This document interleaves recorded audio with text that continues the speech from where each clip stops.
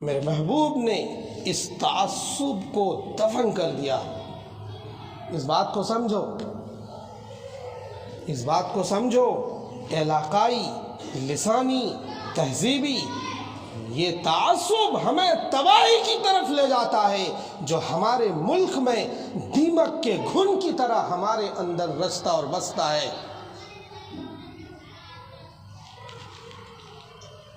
پھر ہم کیا کرتے ہیں؟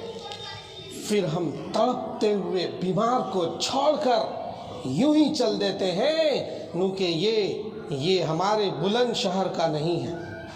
یوں ہم چھوڑ کر چل دیتے ہیں کیونکہ یہ غازی آباد کا نہیں ہے، کیونکہ فلاں مر رہا ہے تو مرنے دو، یہ جیت پور کا نہیں ہے، یہ کھڈا کالونی کا نہیں ہے۔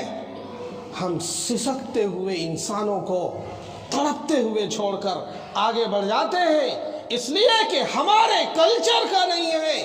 یہ تعصب ہمارے دل دماغ پر اس طرح چھاتا ہے۔ میرے محبوب نے بتایا کہ تم ایک جان کی طرح ہو، ساری انسانیت ایک جان کی طرح ہے۔ اگر دوسرا بھائی پریشان ہے تو ہمیں اس کی تکلیف ہو۔ میرے محبوب نے یہ سمجھایا، علاقائی تعصب، لسانی تعصب، زبان کا تعصب ہمیں تباہی کی طرف لے جاتا ہے۔ اس بات کا یقین کرو۔ دو باتیں ہو گئی۔ ہمارے یہاں انسانی اقدار کی کوئی قیمت نہیں ہے۔ اس کو آسان سرل لینگویج میں، انسان کے جانوں کی کوئی حیثیت نہیں ہے، انسان کے جان کی کوئی قیمت نہیں ہے۔ معمولی سے جھگڑے پر ہم گولیاں مار دیتے ہیں، معمولی سے جھگڑے پر ہم کسی کی سپاری لے لیتے ہیں، معمولی سے جھگڑے پر ہم کسی کی بہو بیٹی کو یتیم کر دیتے ہیں، ہم معمولی سے جھگڑے پر کسی انسان کو تہتے کر دیتے ہیں۔ پہلی بیماری، یہ پہلی بیماری ہے جو ہمیں بربادی کی طرف لے جاتی ہے۔ اور دوسری بیماری جو عفریت کی طرح، جو دیو کی طرح، جو دیمک کی طرح ہمارے دل دماغ کو دیمک کے چاٹنے کی طرح یہ بیماری چاٹ رہی ہے، وہ ہے لسانی، تہذیبی اور علاقائی عصبیت۔ کیونکہ یہ بنگالی ہے، کیونکہ یہ بہاری ہے، کیونکہ یہ یو پی والا ہے، کیونکہ یہ ممبئی کا ہے، کیونکہ یہ فلاں جگہ کا ہے، یہ ایسا عفریت ہے جو تمہیں تحت الثری تک لے جاتا ہے، جو تمہیں ایک جگہ کبھی جمع نہیں ہونے دے گا۔ یہ ایسا عفریت ہے، یہ ایسا عفریت ہے جو تمہیں ایک جگہ کبھی جمع نہیں ہونے دے گا، سوائے جنازے کی چارپائی کے۔ جنازے کی چارپائی پر تو ہر کوئی کندھا دے دے گا، ایک جگہ جمع ہو جائے گا۔ اس کے علاوہ یہ عفریت آپ کو ایک جگہ جمع ہونے پر مجبور نہ ہونے پر مجبور کرے گا۔ اس بات کو سمجھو، اس بات کو سمجھو۔ تم ایمان والے ہو، تم ایمان والے ہو۔ انصار اور مہاجرین کی جماعت اللہ کے نبی نے بنائی اور یہ سمجھایا کہ کسی مکی کو مدنی پر فوقیت نہیں ہے، کسی مدنی کو مکی پر فوقیت نہیں ہے۔ اللہ نے بتایا، یا ایھا الناس انا خلقناکم من ذکر و انثی وجعلناکم شعوبا وقبائل لتعارفوا ان اکرمکم عند اللہ اتقاکم۔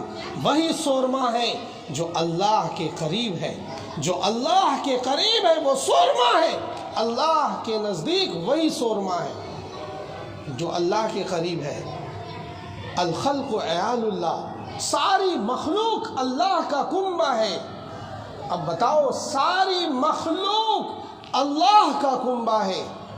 میں ایک حضرت کو سن رہا تھا، حضرت کہہ رہے تھے کہ قرآن و حدیث میں یہودیوں اور عیسائیوں کے لیے، یہودی اور عیسائی کی مخالفت میں جتنی آیات نازل ہوئی وہ بیسیکلی ہندوستان میں دیوبندی ہے، وہ دیوبندیوں کے خلاف ہے۔ جتنی آیات میں یہودیوں کی مخالفت کی گئی، بیسیکلی وہی سب آیات ہمارے ملک میں دیوبندیوں پر فٹ ہوتی ہے۔ یہ تقریر چل رہی تھی 2024 میں، یہ تقریر کرنے والا قوم کو کیا سکھا رہا ہے، کہاں لے جا رہا ہے، لوگوں کے ذہنوں میں کس طرح زہر گھول رہا ہے، اس بات کو سمجھنا پڑے گا، اس بات کو سمجھنا پڑے گا۔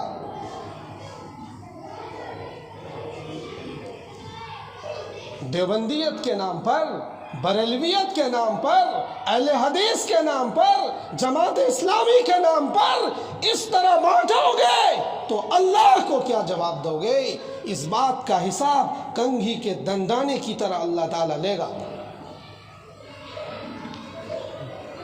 لیکن دلی والوں کو سمجھنا پڑے گا، دلی والے پڑھے لکھے ہوتے ہیں، سمجھنا پڑے گا۔